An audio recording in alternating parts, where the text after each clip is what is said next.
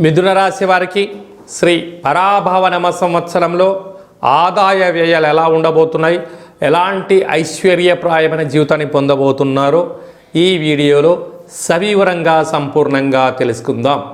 రాశాధిపతి బుధ భగవానుడు.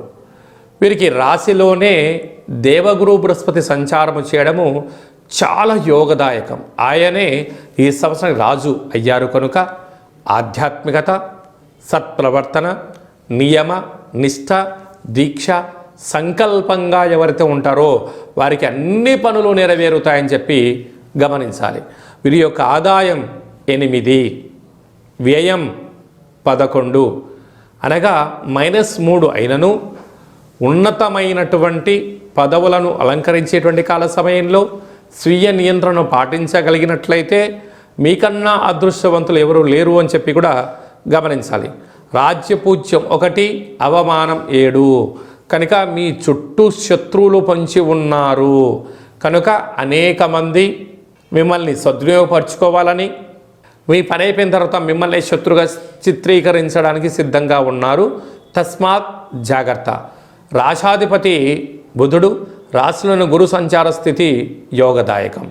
తృతీయ వీరికి ధనవాక్కు కుటుంబ స్థానంలో అధిపతి చంద్రుడు సస్యాధిపతి, వీరికి మేఘాధిపతి, అఖండమైనటువంటి సైన్యాధిపతి అవ్వడం వలన సంపూర్ణమైనటువంటి సత్ప్రవర్తన, క్రమశిక్షణ వలన ఉన్నతమైన జీవితాన్ని పొందబోతున్నారు. తృతీయ స్థానంలో కేతు సంచార స్థితి, రాశాధిపతి రవి భగవానుడు ఉండడం వలన వీరికి సంపూర్ణమైనటువంటి రసాధిపతి అవ్వడం వలన తల్లిదండ్రులు, గురువులు, ఆధ్యాత్మిక చింతన, అన్నదమ్ముళ్ళు, అక్కా చెల్లెలతో సత్ప్రవర్తనగా ఉండగలిగినట్లయితే మీకన్నా అదృష్టవంతులు ఎవరు లేరు అని చెప్పి గమనించగలగాలి. అర్ధాష్టమ రాశి కన్యరాశి. రాశాధిపతి కూడా ఇక్కడ బుధ భగవానుడే.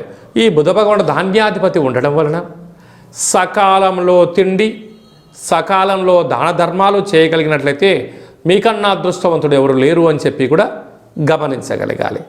అలాగనే వీరికి తులారాశాధిపతి శుక్ర భగవానుడు ఉండడం వల్ల సస్యాధిపతి అవ్వడం వలన సంపూర్ణమైనటువంటి సర్వే జన సుఖినో భవంతు, అందరూ ఉండాలి, సమతుల్యతతో కూడుకున్న పరిస్థితులు ఉండాలి, అందరికీ విద్య, ఉద్యోగ, ఐశ్వర్య, వ్యాపార కార్యక్రమాల్లో విజయం సాధించాలని మీ కోరిక కూడా నెరవేరబోతుంది. 6వ స్థానాధిపతి కుజ భగవానుడు మంత్రివర్యులు అవ్వడం వలన కొద్దిపాటి అంతర్గత శత్రువులు పొంచి ఉన్నారు. అప్పులు ఇవ్వద్దు,